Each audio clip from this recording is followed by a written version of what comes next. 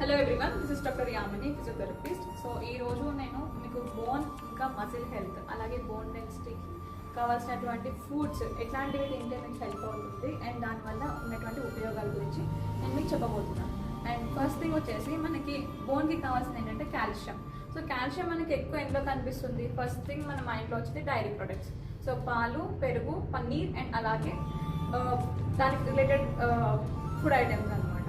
So next thing వచ్చేసి ఏంటంటే మనకి ప్లాంట్ బేస్డ్ కాల్షియం అనేది ఎక్కువ రాగిలో ఉంటుంది. సో రాగి మాల్ట్ కానీ అలాగే రాగి ముద్ద, ఇంకా రాగి దోశ ఆర్ ఇడ్లీ అట్లాంటి కైండ్ ఆఫ్ థింగ్స్ కూడా మీరు తీసుకోవచ్చు. అండ్ థర్డ్ థింగ్ వచ్చేసి సీజమ్ సీడ్స్, దీన్ని నువ్వులు అంటారు తెలుగులో. సో చూడడానికి చిన్నగానే కనిపించినా కూడా వీటి వల్ల చాలా హెల్త్ బెనిఫిట్స్ ఉన్నాయండి, ఎస్పెషల్లీ కాల్షియం. అండ్ దీన్ని మనం kind of laddu or chutneys అట్లా కూడా యూస్ చేయొచ్చు.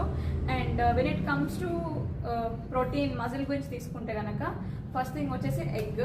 So egg whites and egg yolk కూడా మనకి హెల్త్కి చాలా మంచిది. అండ్ చికెన్ అలాగే ఫిష్, సో వీటిలో కూడా మనకి ప్రోటీన్ బేస్ అనేది చాలా బాగుంటుంది. అండ్ అలాగే ఫిష్లో omega fatty acids, anti inflammatory, this gives చాలా health benefits.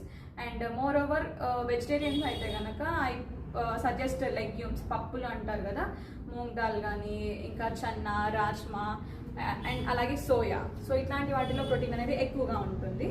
And apart from this sunlight, ఇప్పుడు మనకి కాల్షియం ఇంకా ప్రోటీన్ ఉంటే విటమిన్ డి లేకపోతే కనుక దాని అబ్సార్ప్షన్ అనేది ప్రాపర్గా ఉండదు.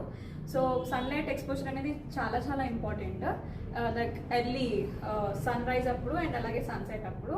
అండ్ ఇంకొకటి వచ్చేసి ఏంటి అని అంటే మనకి ఆకుకూరలో ఎందులో ఎక్కువ కాల్షియం ఉంటుంది మేడం అని అడిగితే స్పినాచ్ అంటే పాలకూర అలాగే తోటకూర, వీటిలో మెగ్నీషియం ప్రొడక్ట్స్ కూడా ఇంటేక్ కూడా ఎక్కువగా ఉంటుంది. అండ్ ఫ్రూట్స్లో అయితే banana and all, and these are very helpful.